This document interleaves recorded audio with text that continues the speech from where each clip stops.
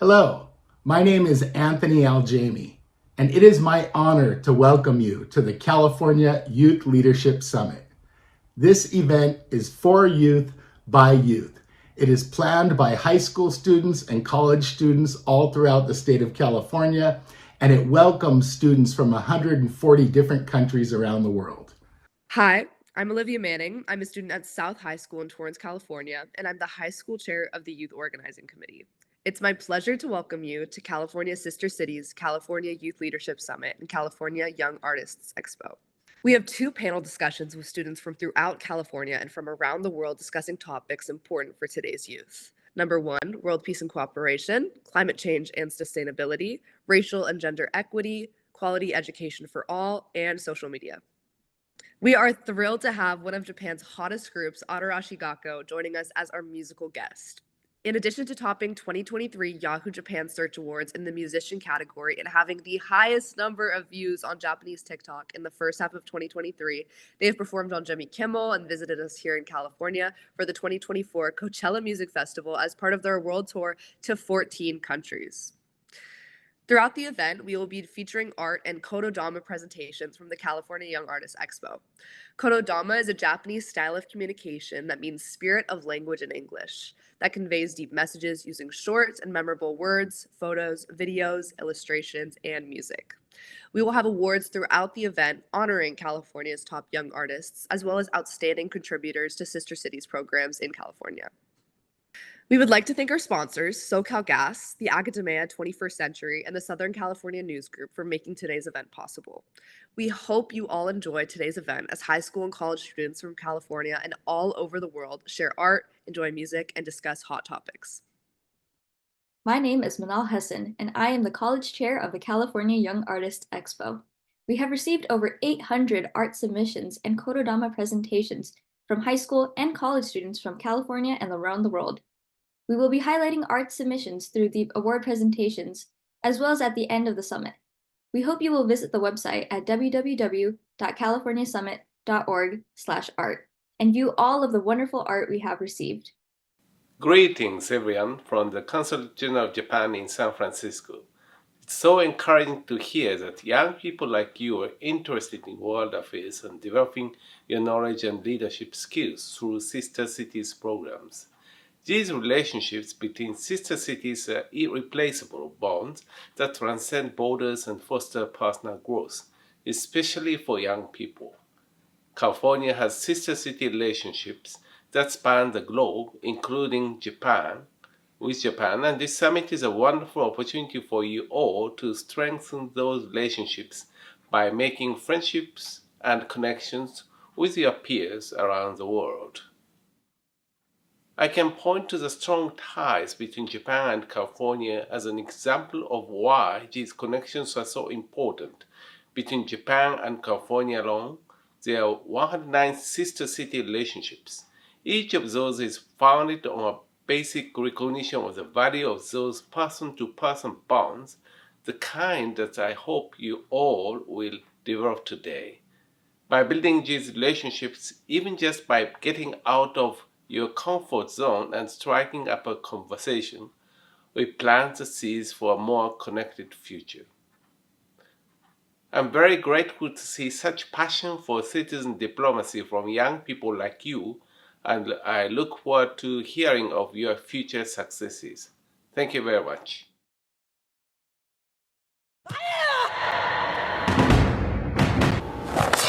And being a part of this program meant a lot to me because I was able to help girls have confidence in themselves. If they're attacked, they have confidence to fight back.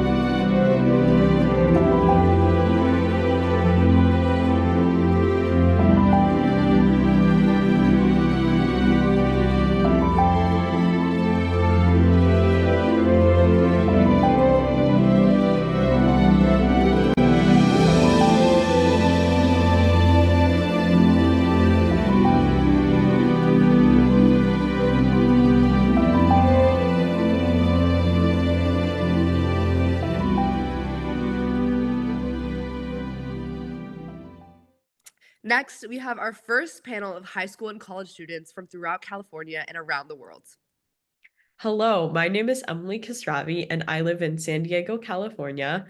I'm an incoming freshman at Harvard, and in this panel, we have high school and college students from California and around the world, and I'm so excited to hear their perspectives on topics ranging from climate change and sustainability, world peace and cooperation, racial and gender equity, quality education for all, and social media. Matthew, can you introduce yourself, please? Yeah, so hi everyone. My name is Matthew Quitoriano. I'm a current junior here at San Diego High School in San Diego, California, in downtown. Um, I am currently 16 years old, and I'm here. I really do a lot of educational work, improving education across California, across San Diego. And so I'm really excited to speak about the way that our youth can really be leveraged to improve our future. Hi guys, my name is Christopher.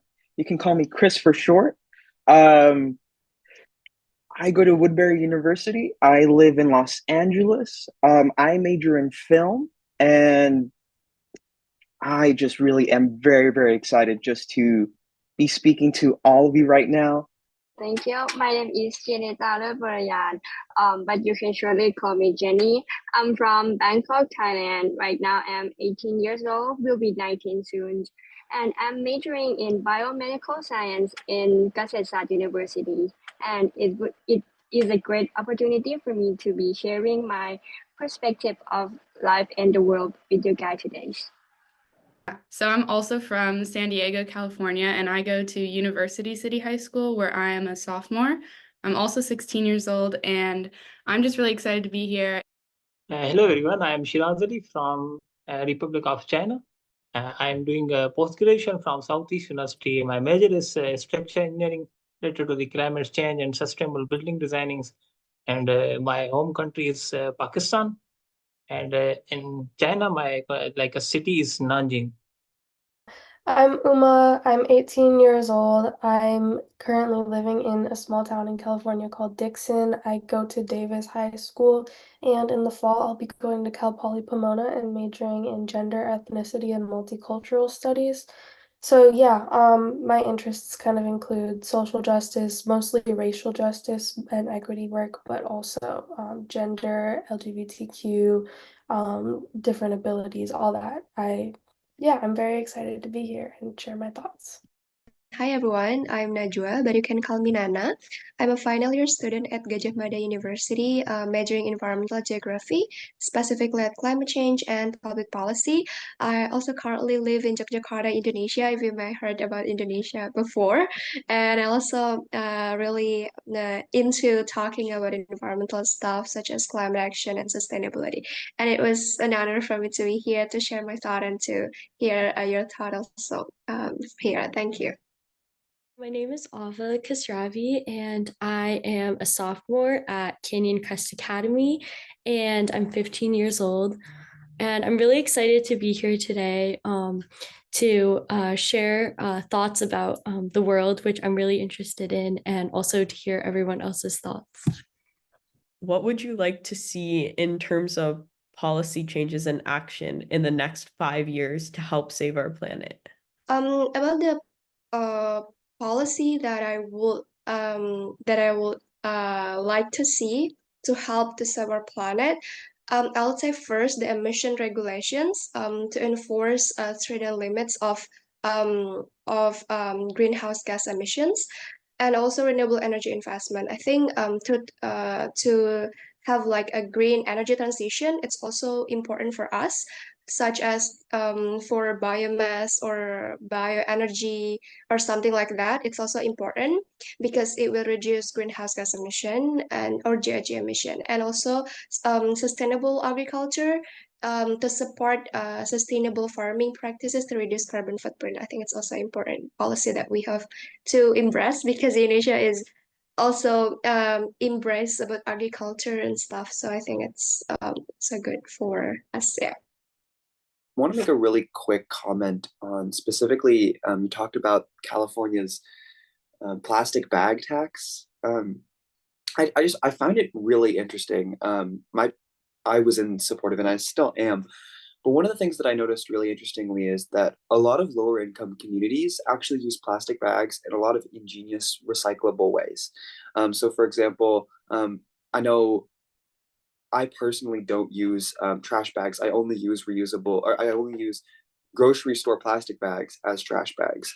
I know that some of my friends who maybe can't afford certain things, or maybe just to save little bit of money, use plastic bags as things like rope, or things like just to tie things together as string. And so I think the reality is that that tax has proven to be pretty inequitable, in that the communities that really need the plastic bags for other things the most, we haven't really put a focus on recycling, and instead on reduction, which is important, but we want to make sure that we're doing it in an equitable way. And so when I think about bringing this conversation to the global greater climate policy as a whole, for example, California really wanted to incentivize electric vehicles. And so electric vehicles were really important to California. And so the California legislature put out a subsidy. So basically, if anyone wants to buy an electric vehicle or a Tesla, it'll get cheaper. But the reality is that if you're going to buy a Tesla, you're already pretty high income. You could probably already afford a Tesla. And so what happened is that a lot of really rich people bought Teslas. But reality is that a considerable number of low income communities, most of the money didn't reach them. And so when we develop climate policy, we need to be really intentional about really who is benefiting and who is facing the most detriment from these policies. We are focusing on plastic bags, but why we are not focusing on other things? One of my team members is using plastic bottle, and there are also factories which emit more carbons. But in China, we don't use plastic bags. We use sustainable bags, which we don't throw them. But for factories, in China, we don't use petrol vehicles and others. We use electric vehicle, Tesla, and these things are normal. So the manufacturing company, these are emitting a lot of carbons, for manufacturing for anything. For laptop, we are talking about cars, anything. So we also focus on that we should make policies on these companies.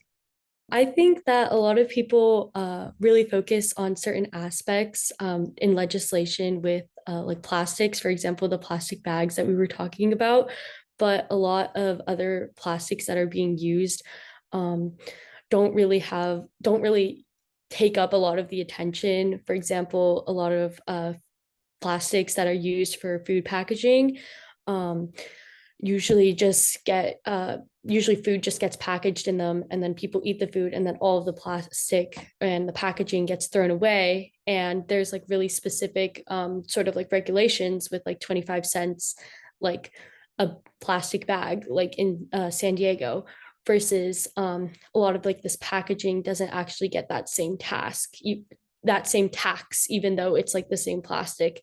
And a lot of things, a lot of people reuse the plastic bags, like Matthew was saying, and a lot of people don't really reuse packaging, and it's becoming a really big issue because plastic in recent studies have been detected in humans' bloodstreams, and it's starting to really get to the point where we're partially plastic, essentially. So I think the most crucial action that we really need to take in order to address climate change effectively is to actually stop buying time.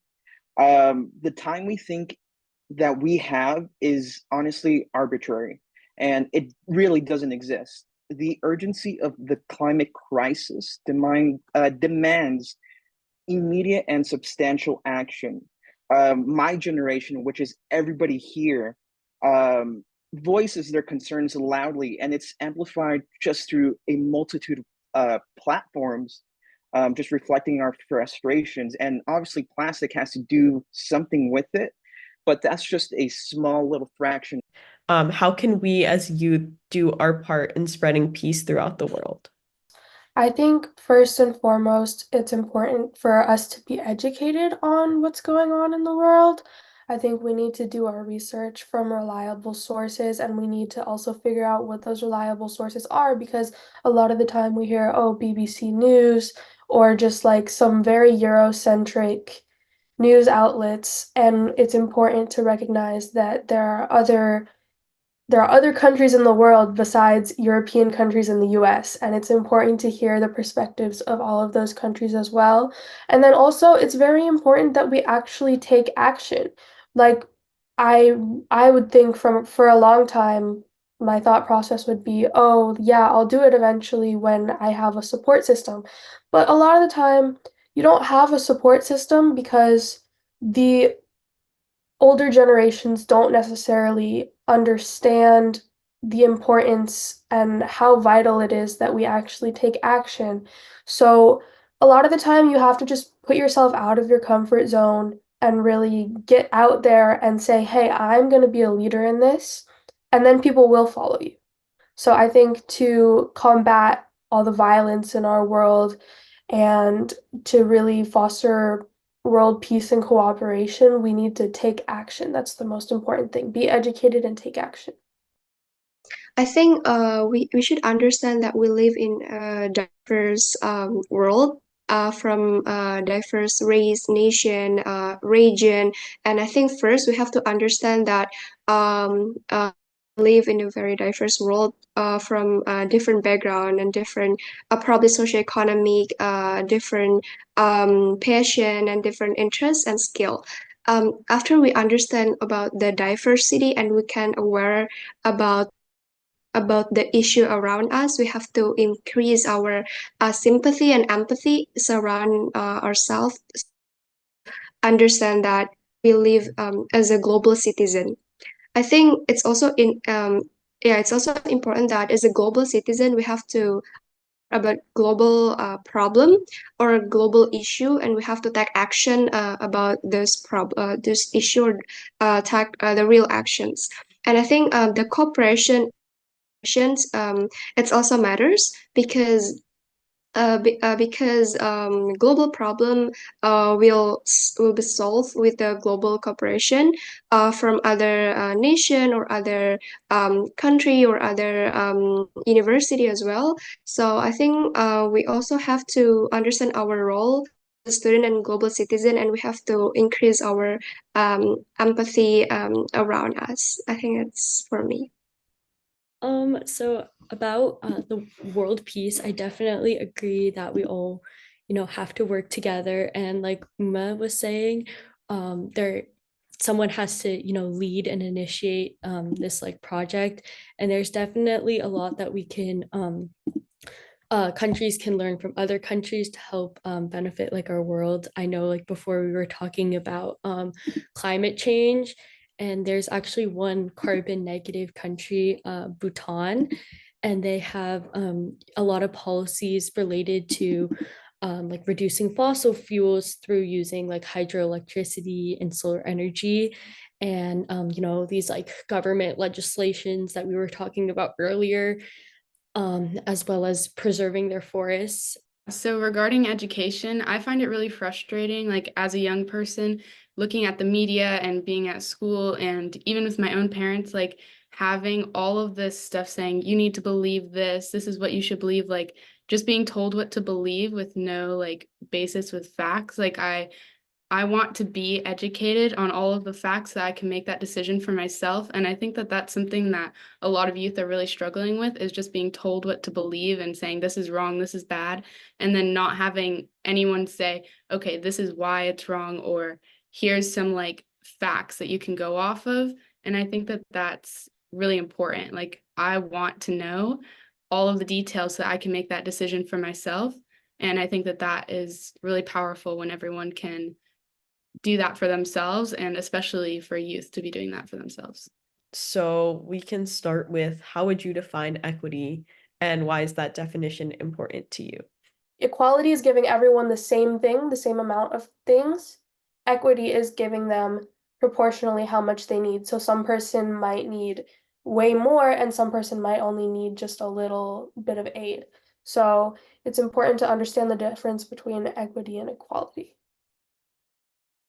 I think it's also an interesting topic, the difference with equity or equality, but I do believe that equity refers to the concept of fairness and justice in distribution of resources, opportunities, and outcomes. It involves recognizing and addressing systematic barriers and bias that prevent equal access and participation, such as education, labor force, and other opportunity between it could be gender or something like that. So female and male have like the same opportunity to get like the quality of education or quality of labor or something, or well-being or something like that. So I think it's also the definition that of the equity itself.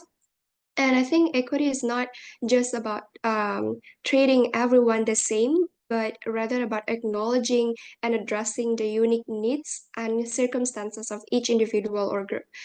Like, and why equity is important? I think equity is crucial because it ensures that everyone has equal access to resource, opportunity, and outcomes. And it's also promote the fairness, justice, and social cohesion by addressing the bias itself. And it's very essential for creating a society where everyone has like the chance thrive and reach their full potential in every aspects. I think that's all. Thank you. For me, equity means that everyone in the society can stand on the same level, making it a fair and just community.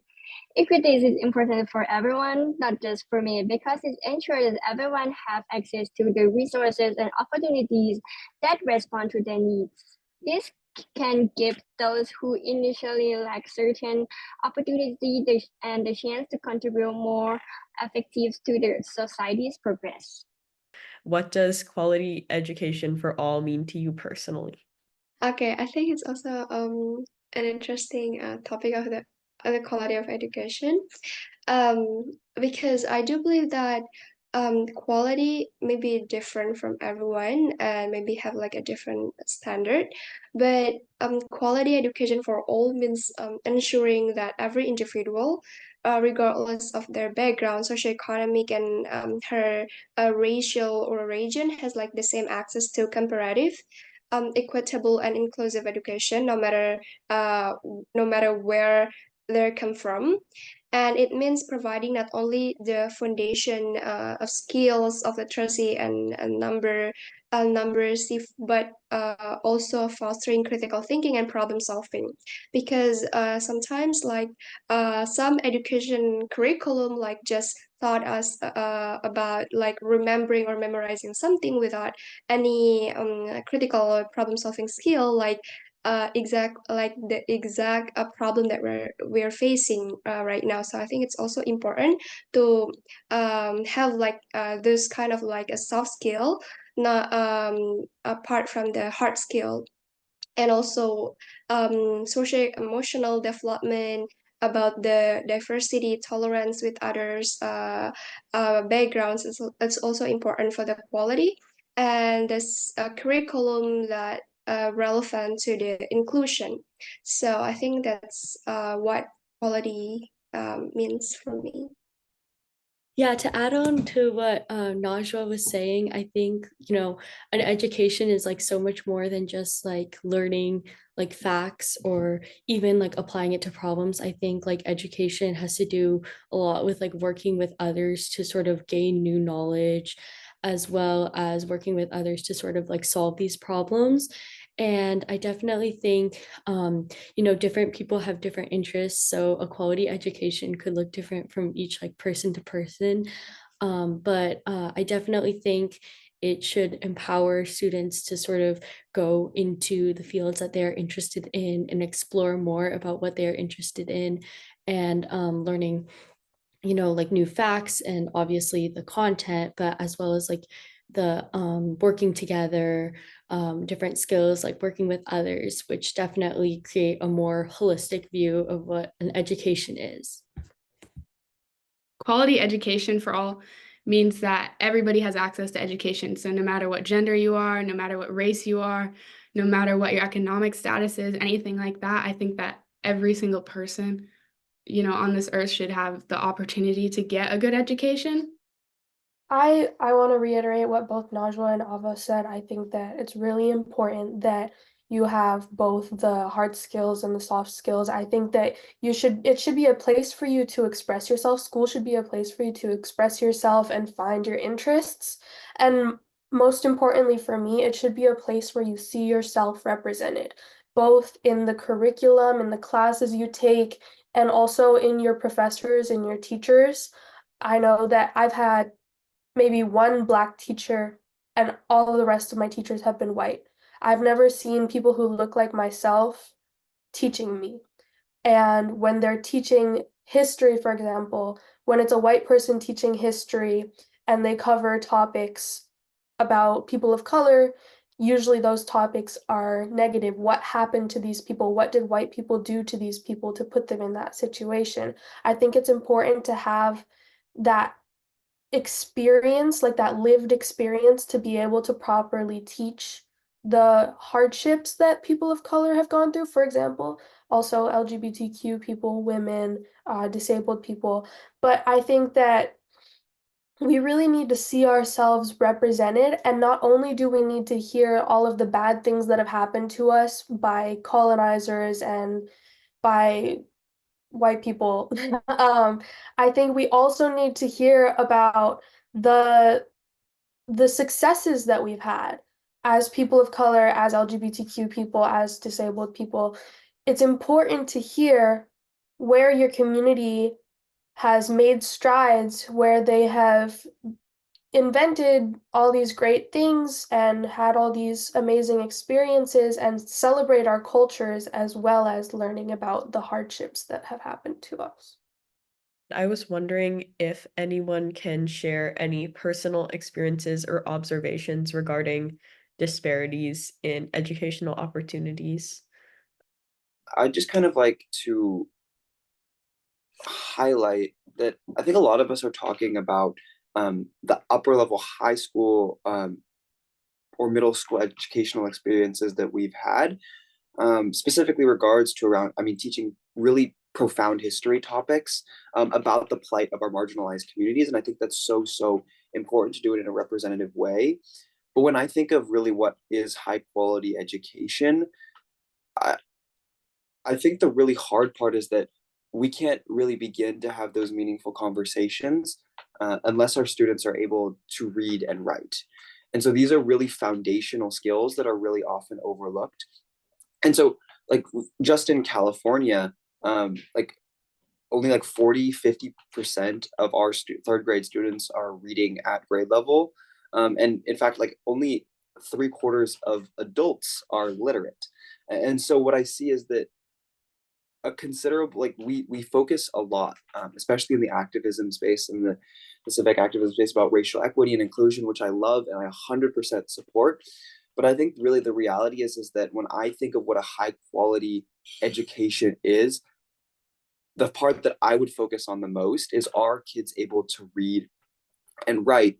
And once they are, it's incredibly important to then lead them into these conversations and build those conversations within our literacy curriculums. But I think regardless, we really do need to focus on the fact that a considerable number of our students are not literate. And also, what's interesting is that these literacy rates fall around racial bounds, right? So only 20% of our Black third graders are literate, when for white third graders, it's considerably higher, around 50%. I just wanted to say that like one thing that I've really want to see more in history classes is LGBTQ history. In all of the history classes that I've ever been in, they have not covered that at all. And that makes me really sad because that's part of my own history and that's something that I want to learn about. And the fact that we aren't talking about that is what I think is leading to a lot of the hate that the LGBTQ community receives. Like, I don't think that there's any reason that I should be walking down the hallway and hear like slurs thrown around, whether at me or at my friends or just in general. Like, that's really not okay. And I think that part of the problem is people don't understand the weight of those slurs. They don't understand where they came from. And so I think that education around that would really help specifically LGBTQ people feel more included and safe in their schools. Thank you very much, everyone, for your insight on today's topics. I'm sure everyone watching enjoyed hearing the opinions of students from California and around the world on today's issues. Thank you so much. The California Sister Cities Norm Mineta Lifetime Achievement Award is named in honor of the late Norm Mineta, a Japanese-American politician who served as the mayor of San Jose, California, the United States Secretary of Transportation under President George W. Bush, and as the Secretary of Commerce under President Bill Clinton. He was also the first Asian American to hold a cabinet-level position in the United States government. Mineta also served as a member of the United States House of Representatives for over 20 years, representing California, and was known for his support of sister cities and his advocacy on transportation and civil rights issues. Next, we are pleased to present the California Sister Cities Norm Mineta Lifetime Achievement Award to 4 people who have made outstanding contributions to the Sister Cities program: Kathleen Roche Tansey, Pat Fallon, Brenda Brumfield, and the late Don Gertz. Kathleen Roche Tansey's dedication to Sister Cities spans for over 4 decades.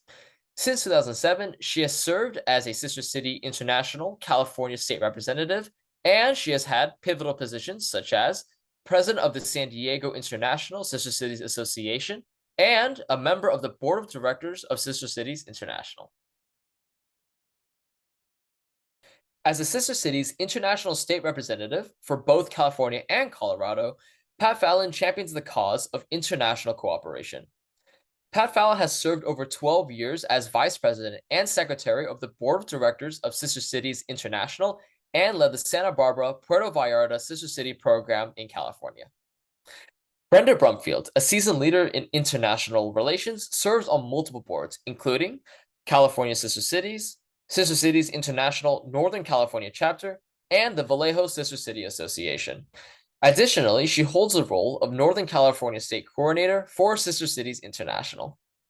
Don Gertz, a beloved figure in the Sister Cities International Southern California Chapter and the U.S.-Mexico Sister City programs, was a strong youth advocate.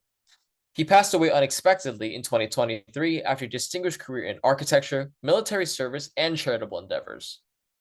Don exemplified the values of diplomacy, teamwork, and community service, and Don's legacy in Sister Cities is one of kindness, humor, and unwavering dedication to building bridges between communities. The California Sister Cities Eisenhower Youth Empowerment Award goes to the Santa Monica Sister City Association. Over 100 pieces of art from high school and university students for the 2023 California Young Artists Expo were on display in Santa Monica, California, on the windows of a kiosk on 3rd Street Promenade from July 2023 to January 2024. Thank you to the Santa Monica Sister City Association for arranging this wonderful opportunity for students throughout California to display their artwork in one of Southern California's most iconic walkways that sees some 90 million visitors every single year.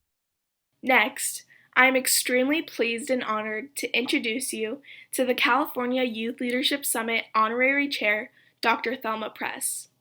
Dr. Press is a co-founder and guiding light of California's Sister Cities and the recipient of the Order of the Rising Sun Gold and Silver Rays from the Emperor of Japan. Please welcome our leader, Dr. Thelma Press. Thank you for your involvement in Sister Cities International. As Sister Cities citizen diplomats, we are the faces of America to the world. And the greatest strength of the United States is the diversity of her people. We are a rainbow of colors, making a brilliant mosaic pattern of ethnic cultures. I hope you will continue your involvement with Sister Cities and encourage others to join your efforts. Youth involvement is the most important aspect of Sister Cities' growth. You are a hope for the future. The California Sister Cities Betty Wilson and Thelma Press Outstanding Sister City Award goes to the San Diego Yokohama Sister City Society for their efforts to connect students with their international peers in youth ambassadorial experiences through music. Here is a highlight of the Mission Bay High School Preservationist Jazz Band, who performed and represented San Diego in their sister city of Yokohama, Japan in April of 2023 to commemorate the 65th anniversary of sister city relations. Imagine if students could connect to the global community through a shared love of music. Yokohama is Japan's first modern international trading port and San Diego's first sister city. It is home to Japan's largest Chinatown, Pikachu outbreaks, and jazz. Since the Roaring '20s, jazz culture and appreciation has thrived here. In San Diego, the students of Mission Bay High School share our sister city's love of jazz, and they have one of the nation's premier traditional youth jazz bands, the Mission Bay Preservationists. Under the direction of award-winning educator and performer Jean-Paul Balmat, this music program has been inspiring students for the last 50 years, and the Preservationists have led the charge, being featured at venues throughout the United States, with memorable performances at the New Orleans Jazz National Historic Park and the iconic Preservation Hall. We love Yokohama! Whoa! In April of 2017, the Preservationists traveled and represented San Diego and its sister city, Yokohama, to commemorate the 60th anniversary of sister city relations. This unique tribute offered an incredible experience that cultivated the cultural depth and professional horizons for the students as they prepared for the next chapter in their adult lives. To help fundraise for a return trip in 2019, Mission Bay Music and the San Diego-Yokohama Sister City Society created a unique, student-driven, bi-weekly concert series set against the serene backdrop of the Japanese Friendship Garden, with spectacular performances by established and emerging artists from a wide variety of jazz genres. This series provided a one-of-a-kind work-study experience, giving students of Mission Bay Music an opportunity to play a role in every aspect of event promotions and production. The greatest successes in the San Diego-Yokohama Sister City Society have been youth-driven. With the guidance of Dr. Thelma Press, we have piloted initiatives like the concert series, but also cultural exchanges and collaborative projects for San Diego and Yokohama students to work together. They build relationships and also career skills that keep them involved and keep our sister city connection strong.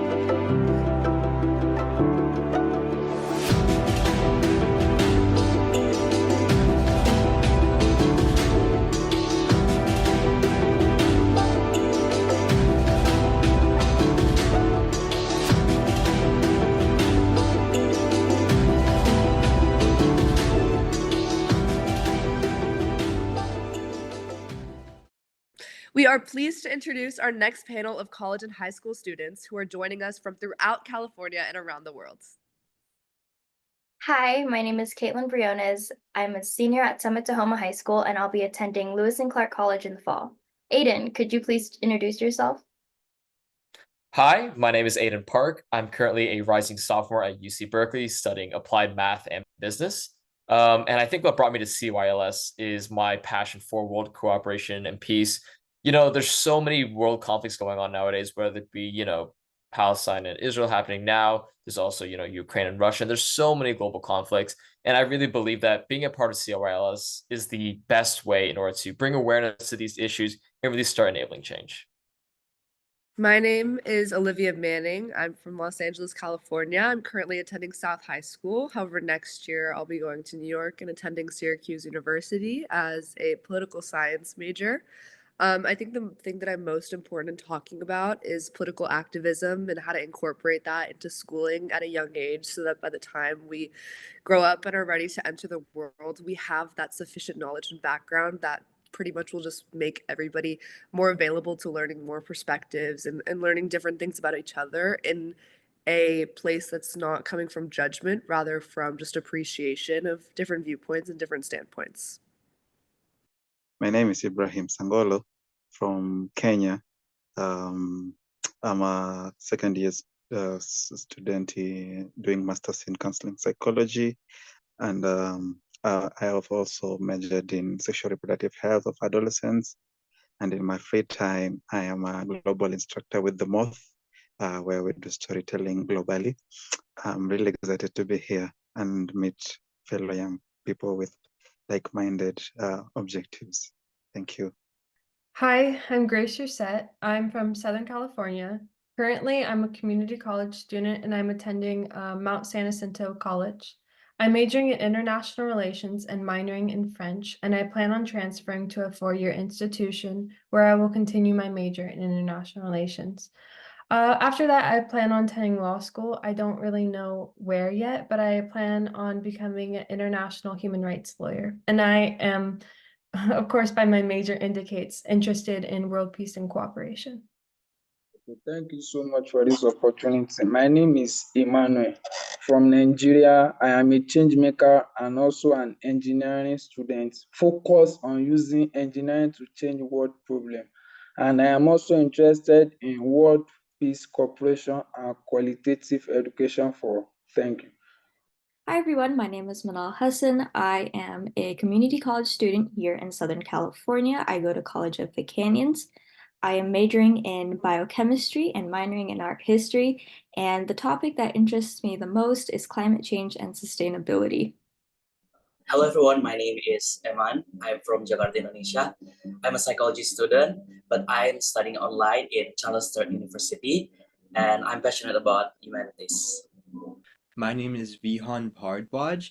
I'm a high school student in San Diego, California, and my academic interests comprise of economics, political science, policy, and health. And today I'm most excited to discuss world peace and cooperation. Hello, my name is Denmark. I am a senior at UC Berkeley. I'm majoring in English literature. I'm originally from Sacramento, California, and I will be talking about race and gender equity and also quality education for all. I'm Hugo. I'm originally from Finland. I majored in political science at University of California, Irvine, and I'm just now beginning studies at Georgetown University. Hi, I'm Yui. I'm from Tokyo, Japan, and I studied at University of California, Irvine, and I majored in business economics. Can you give any examples of how climate change has affected the area where you live? The climate change in this part of the world, most people use fossil fuels like petrol, kerosene, and the emissions from these gases is affecting the change in the environment because it is affecting greenhouse effect. So the government in this side is trying to bring up electrical. So in this kind of electrical, it will reduce the effect of greenhouse effect on the society. Yeah, so in Southern California, we are having rising temperatures, And most specifically, we are experiencing increased rates of wildfires. The Scripps Institute of Oceanography states that if carbon emissions aren't reduced, wildfires could be 50% more prevalent. What can we do on an individual basis to combat climate change? I think individual actions, like a lot of times, people try to make other people do things and with a good intent to act on climate change, but they propel people with fear, like fear that if you do not do this or if you do not start caring, this will happen. And I feel that fear kind of demotivates some people. It has a counterintuitive effect, and like it throws off some people because no one wants to deal with fear. So I feel to promote individual actions based on climate change, we should promote them not on a fear basis or a threat basis, but on a care basis. Like, do you our environment has given us so much, a place to live, like places to eat, places to sleep. Why won't you want to care for it? Like taking out that empathy, and I think that will have a much bigger impact than making people act on fear. So I feel, in my opinion, individual actions can really increase if we start promoting people to do them out of empathy and not fear. What is the importance of global cooperation in the 21st century? In my opinion, the importance and dire need for global cooperation is not only that it can strengthen political bonds, but it also can allow people from around the world to work together and create collaborations and partnerships that otherwise wouldn't have existed, and use those partnerships to benefit society by creating innovative projects. When the countries of the world come together, they will achieve a common growth and there will be less problem in the world. For example, we can see a lot of countries are exhibiting power that I am richer, I have more power than you. But when there is world peace and cooperation, it will lead to more fruitfulness of each country. It will make each country to be prosperous by the coming together of each country. What are leadership traits that you feel embody world peace?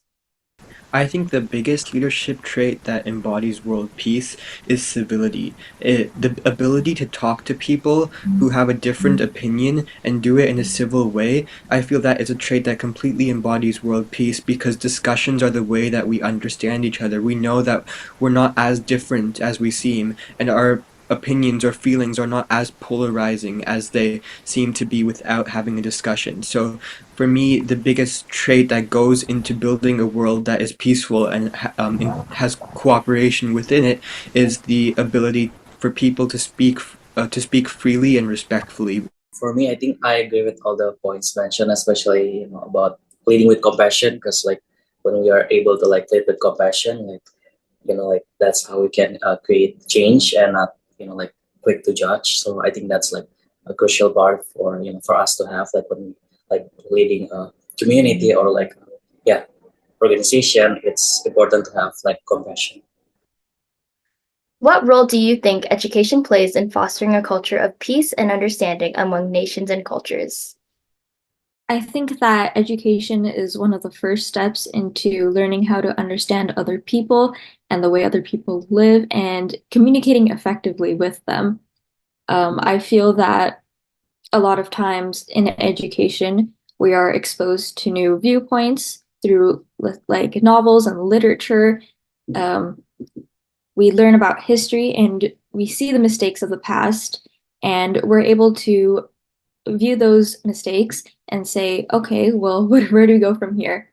So I think education is fundamental to understanding other people and world peace. I think that's something that's really interesting about education, is that a lack of education is really what causes so many conflicts. When one side is more misinformed than the other, that's when misunderstanding really starts to occur. And personally, I'm someone who is really a strong proponent of education because I see the value in everything from, if you can see the other side better or you can understand where they're coming from. This is really where conflicts actually get resolved. And so for me personally, I believe education is, if not the biggest factor, one of the biggest factors when it comes to solving global conflicts, around the world. And I think coming to an understanding and being able to make meaningful conversations about it is honestly going to be the best way about it. One comment that I'll just throw in based on the education is there are countries which have been heavily affected when it comes to peace and collaboration when it comes to worldwide. For example, there has been a lot of wars between Kenya and Somalia, Palestine and Israel. So when it comes to the education system, when it comes to this subject matter, if it happens to be part of the curriculum or for the students who are taking a major in world peace and cohesion, then my fear is then it becomes biased based on, are you the perpetrator or are you the victim? Because passionately, those who have been the victims will try to suit the education system to show the young people who are taking up this course that this is what needs to be done, and that ultimately alters the essence of them taking these classes, because essentially what we're supposed to be doing is building resilience and trying to learn techniques, information and knowledge on how we can enhance peace and cohesion in the world. But now, based on these two sides that I'm saying, then you find that there is value imposition, and this really waters down the real essence of the young people who are trying to learn this concept and see how well or best they can enhance peace and cohesion in their respective areas. I feel like the main role that education can play in doing that is just fostering a sense of respect and appreciation from people who come from different cultures and backgrounds. And I feel like there are certain educational strategies that teachers and other educators can use in order to instill within students a sense of respect and appreciation for others, and like certain just learning activities, activities that ask students to consider how people from other cultures live, how they think, their viewpoint, their perspectives. And so I feel like it plays a big role, because we can see how when people, especially children, when they're not educated about other people,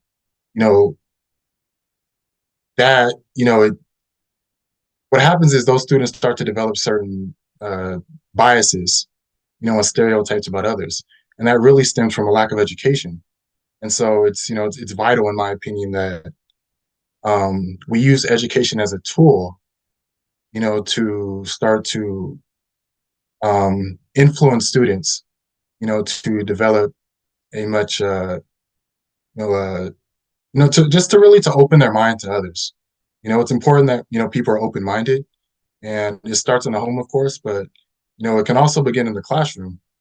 I think education is the biggest factor in helping to preserve unity and peace. We go to school from such a young age, starting at 3 years old, and leaving and going on to either higher education or to another form of schooling and things like that when we're 18. So it gives us so much time to be around one another and understand different cultures through education. I think that the reason I'm so well versed on the world and have been able to make so many friends from different countries is because of the teachers that I have had that allow me to really look into these different cultures and understand the roots of it, kind of its like special presence in these countries and things like that. I think through the California Youth Leadership Summit too, like last year, I was able to connect to some Japanese students and talk to them after the panel and be able to really understand what it means to live in their traditions. We can see it on a screen, we can see it on our books, but just having that previous knowledge from school and then applying it to meeting people that actually are experiencing these cultures is really special. I think education is everything. Not everyone gets to go travel or go see other countries, experience other cultures. Education is a foundation pillar for everyone, for all students to be curious and have an understanding and be open-minded. What role do you see social media or online platforms playing in either perpetuating or challenging stereotypes and biases related to race and gender? I think that social media is a very polarizing topic. We obviously know that it has the ability and it has the platform to be able to spread hate. But I think one of the really good things that personally I've been seeing as a social media user is the ability for people to connect with each other, though they have no similarities at all whatsoever. It's truly the breeding ground for any type of friendship. I've made friends from Qatar who I'm going to visit next summer. So I think that when we apply social media in the correct way, which is truly being open with ourselves and other cultures, and also just um, like in a way in which we're not pressing those stereotypes, then it's good. I don't think it's necessarily about social media, rather the people that are going on there. And then we have to look at where are they getting these judgments, where are they getting these stereotypes, and changing the way that we think instead. But I think from kind of just like a moral standpoint, social media genuinely has more benefits than disadvantages. And um, there would be no knowledge of so many different cultures and so many different traditions if we didn't have social media supplying that knowledge, especially to the youth. And I think we're already seeing the positive benefits, which is super effective.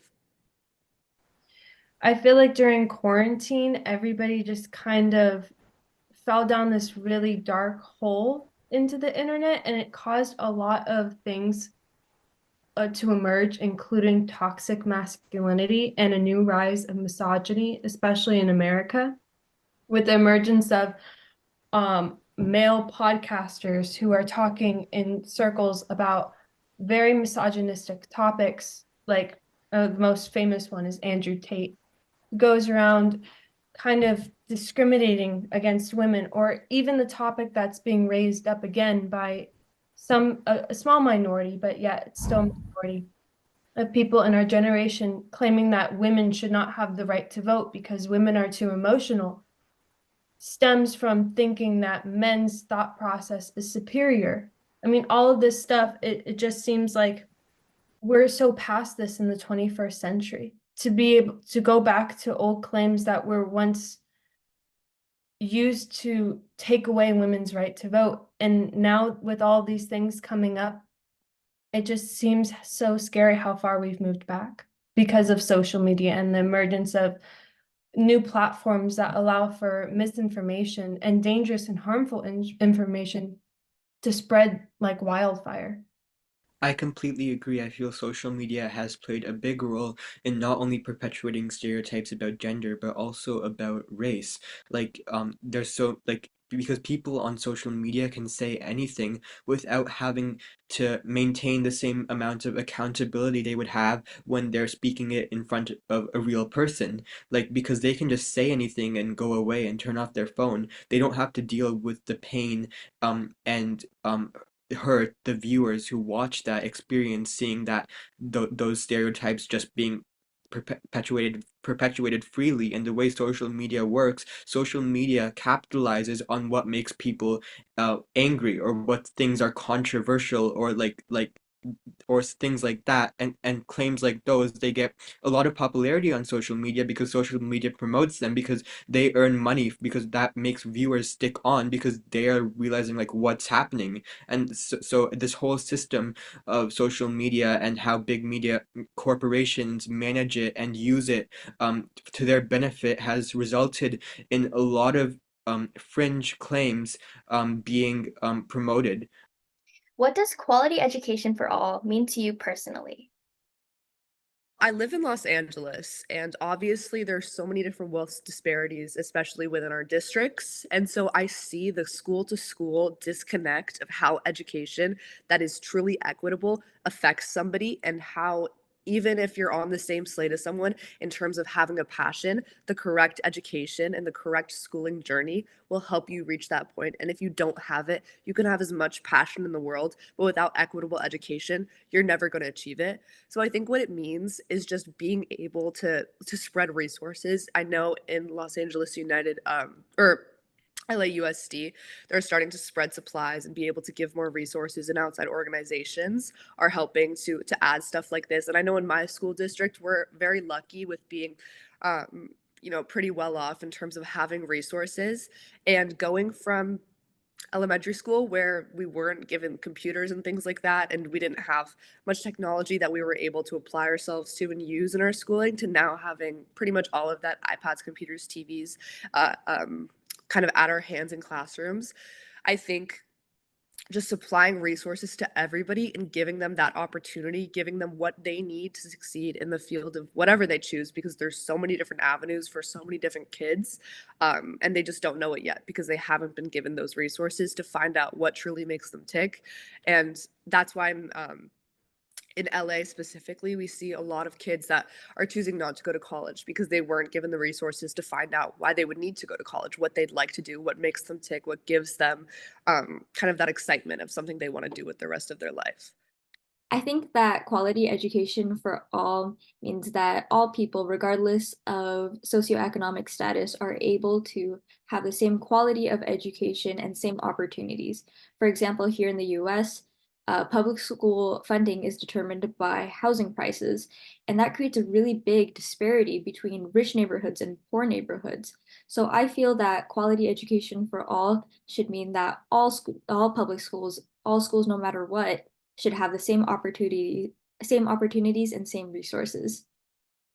I think quality education would be about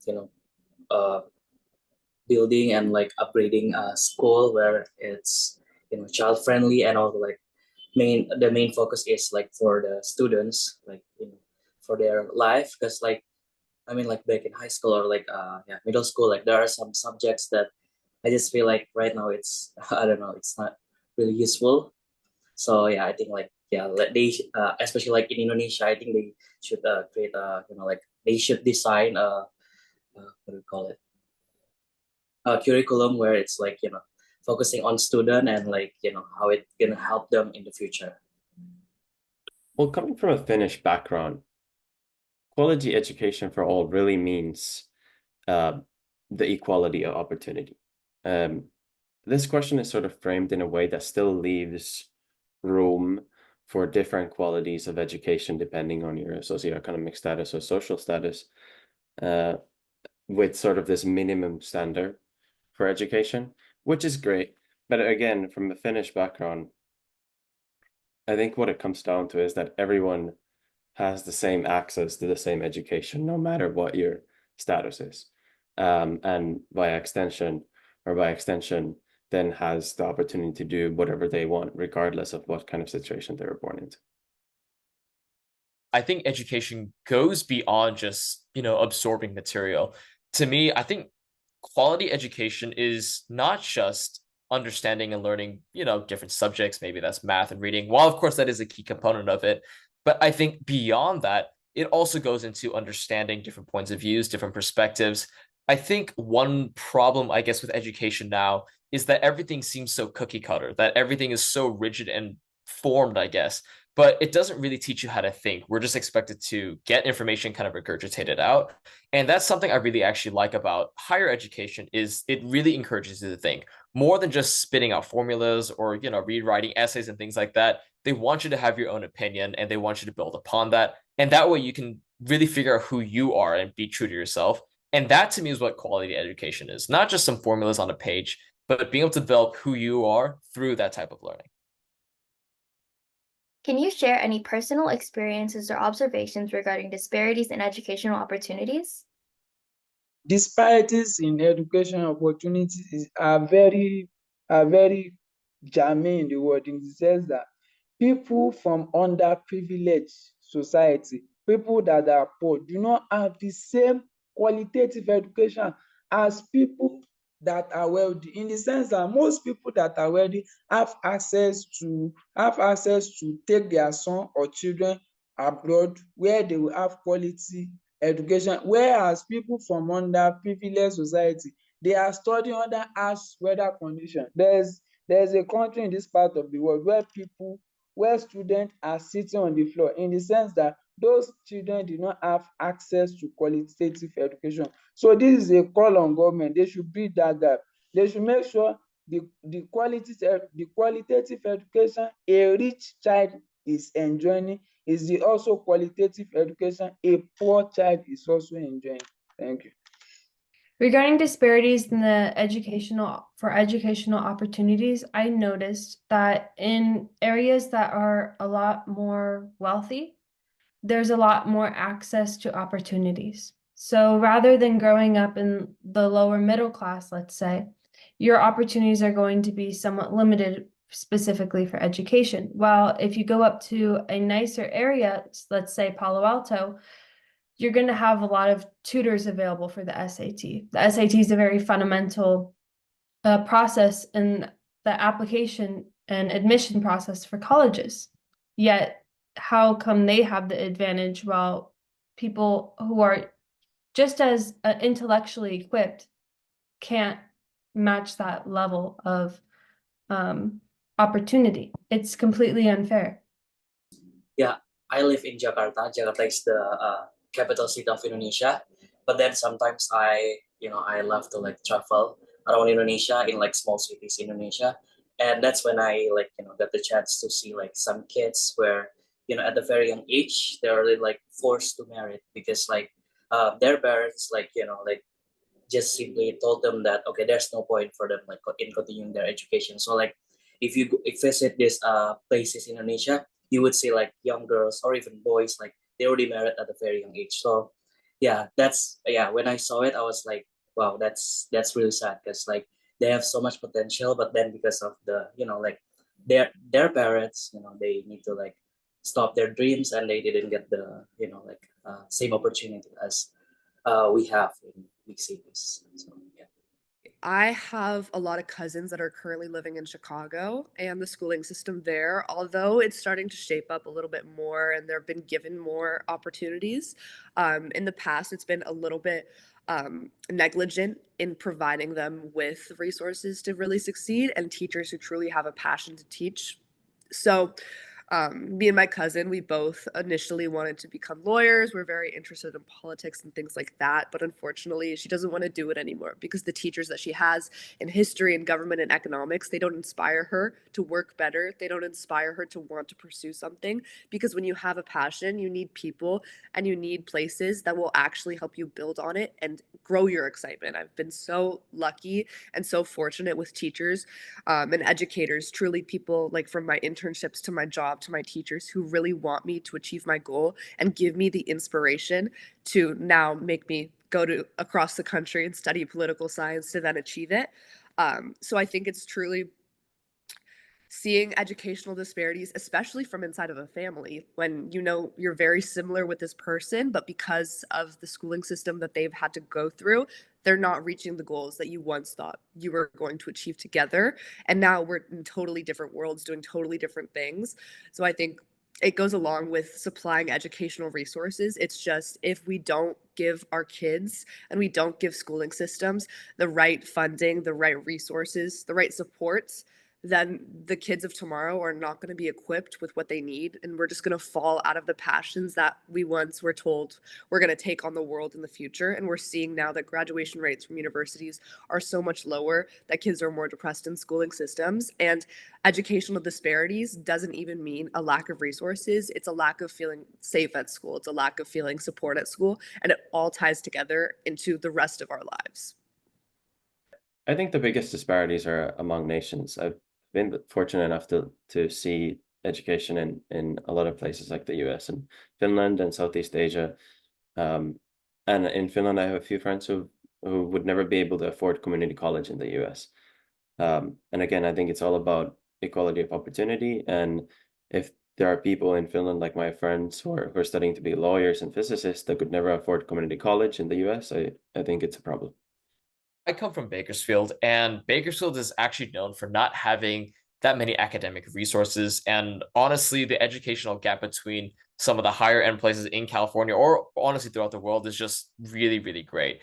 So for me, I've seen a lot of problem when it comes to educational disparity, because if you see like honestly what the truth is if you see more educated people, they tend to have, for example, less conflicts, and it just tends to be a little bit, although it is a lot more competitive, I would agree, but in general it's just having a better education will obviously lead to you getting typically more success.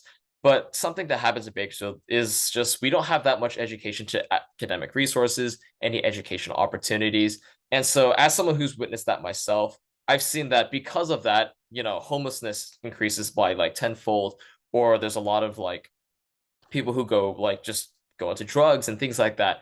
The thing is that education taps so many different fields that we don't actually know about, or just really is loosely connected that we think it is, but actually has a lot more connections. And so to me, I've witnessed quite a bit of educational disparity, and that has impacted not just me, but my entire community quite a bit.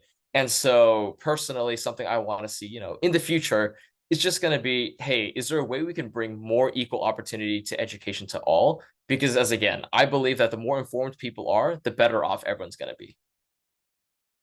Next up, we are so excited that Atadashi Gakko have joined the California Youth Leadership Summit and the California Young Artists Expo as our musical guests. Atadashi Gakko are one of Japan's hottest musical acts and serve as a symbol of individuality and freedom.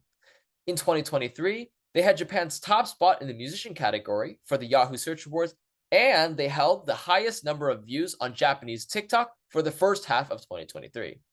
In addition, they visited us in California when they hit the stage at Coachella as a part of the world tour for visiting 14 countries. Please welcome Atadashi Gakko. Hello! The California Youth Leadership Summit and Young Artists Expo! Yay! We are Atadashi Gakko! Shagging! Thank you for having us! Yay! We love California! Let us entertain you with our song! Thank you! Thank you!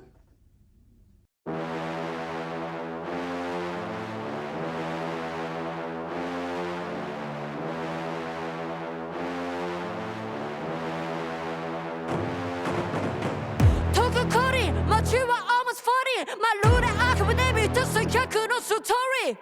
Tokyo Kori, my you are almost 40. Keep on me to Haruka Kanata no glory. Tokyo Kori, Tokyo Kori, Tokyo Kori,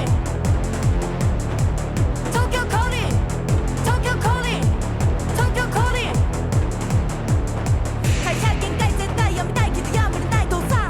大学限界毎日ネットに引きこもってる兄さん。ママ友限界現実逃避アイドルどっぷり母さん。体と工夫に流れてきたあの旋律は No, no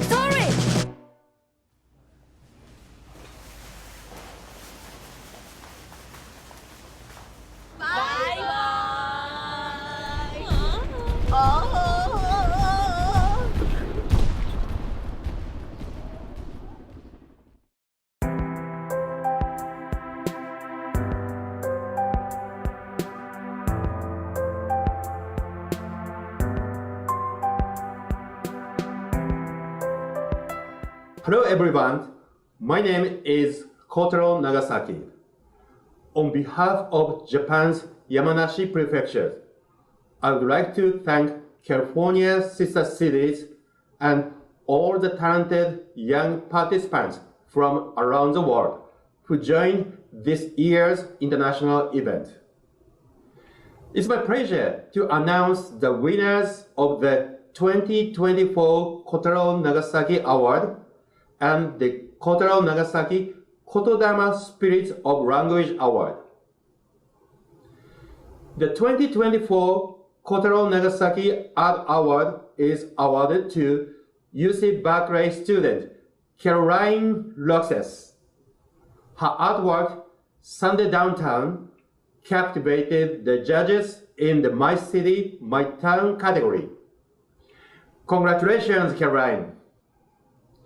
And the Kotaro Nagasaki Kotodama Spirits of Language Award is shared by a fantastic team from Contagem, Brazil, Fernanda Cortes Prata and Brooke Villegas. Their presentations, Planting a Seed, truly captured the essence of the award. Well done, Fernanda and Brooke. Congratulations to all of our participants from around the world.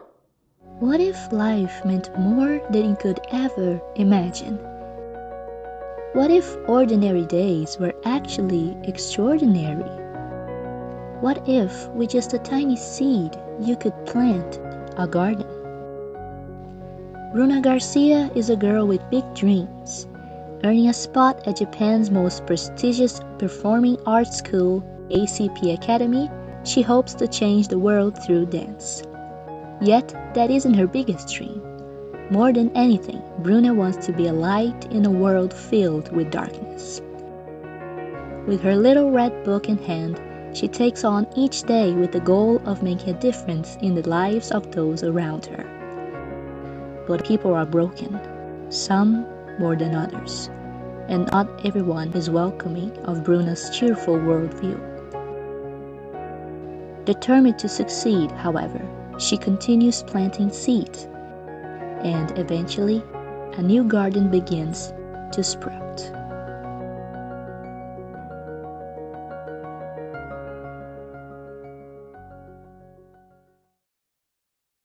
Hello, everyone. My name is Hiroshi Tasaka. On behalf of the Academia 21st Century, I would like to express my deep appreciation to the California Youth Leadership Summit and California Young Artist Expo. It is my pleasure to cooperate with such wonderful organizations. Thank you very much. And it is also a great pleasure for me to see that more than 800 artworks, art submissions were received from students from around the world. More than 800. This is an amazing number. I really appreciate people who submitted such artworks. And however, I had one problem in the process of in this contest, and that's because there were so many wonderful artworks and pieces of art, and it is very difficult for me to choose. But finally, I did it. So I would like to announce now two winners of 2 awards. First one is the Hiroshi Tasaka Art Award. It is my pleasure to announce that this Hiroshi Tasaka Art Award goes to Maori Morioka from Nagoya Designer Academy in Japan. Congratulations, Maori. And this award goes to her art entitled A Personal Salvation in the category of My Identity and Self-Expression. Her work was very beautiful and impressive. Congratulations again, Maori. So second award is Hiroshi Tasaka Kotodama Award. Kotodama means in English, spirit of language. It is a pleasure to announce that this Hiroshi Tasaka Kotodama Award goes to Tony Sakma from Canyon High School in Anaheim, California. Congratulations, Tony. You created a very deep and meaningful message by using AI illustration, very beautiful illustration.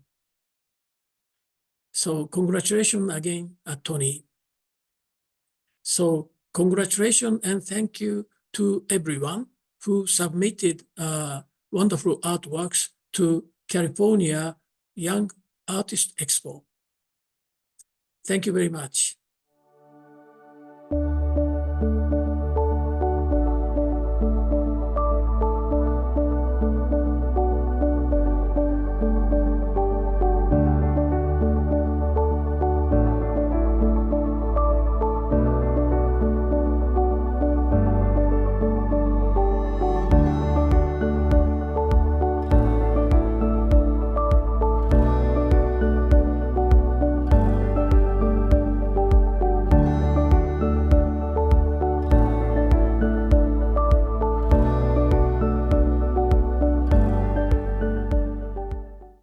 Hi, Californian Youth Leadership Summit.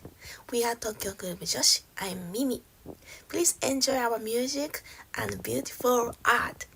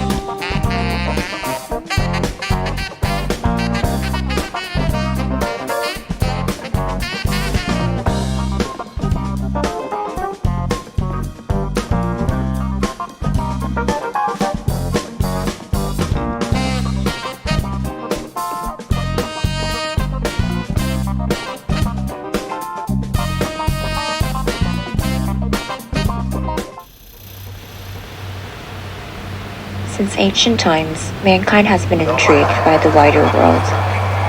And to this day, we are still drawn to the unknown world of the cosmos. At some point in time, you may have thought about the universe and the existence of unknown life forms that may be out there.